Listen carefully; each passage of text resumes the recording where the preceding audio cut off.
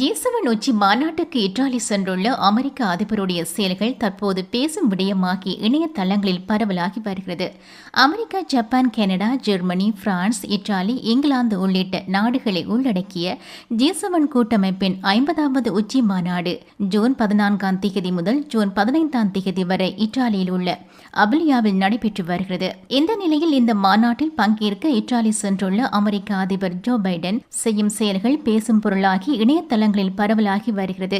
G7 நாடுகளுடைய சக தலைவர்களான கனடா பிரதமர் ஜஸ்டின் ட்ரூடோ, இத்தாலிய பிரதமர் மெலோனி, பிரித்தானிய பிரதமர் ரிஷி சுனக், பிரான்ஸ் பிரதமர் இம்மானுவேல் மேக்ரோன், ஜப்பான் பிரதமர் ஃபுமியோ கிசிடா, ஜெர்மன் அதிபர் பிராங்க் வால்டர், அமெரிக்க அதிபர் ஜோ பைடன் ஆகியோர் பங்கேற்றுள்ளார்கள். மற்றும் இந்திய பிரதமர் நரேந்திர மோடி அழைப்பின் பேரில் பங்கேற்றுள்ளார். இந்த நிலையில் அமெரிக்க அதிபர் ஜோ பைடன் அவர்கள் கால் போன போக்கில் அங்கு நடந்து திரியும் காணொலிகள் பரவலாகி வருகிறது. பின்னர் அவரை இத்தாலி பிரதமர் மெலோனி மீண்டும் அனைவரும் இருக்கும் இடத்திற்கு அழைத்து செல்கிறார்.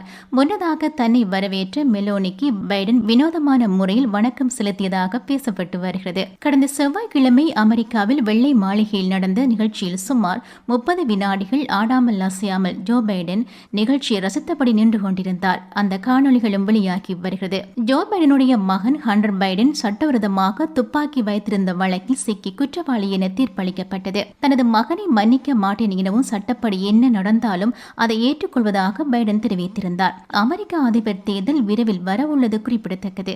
டிவிஐ யூடியூப் சேனலில் இணைந்திருக்கும் நேர்கள் அனைவருக்கும் எமது நன்றி.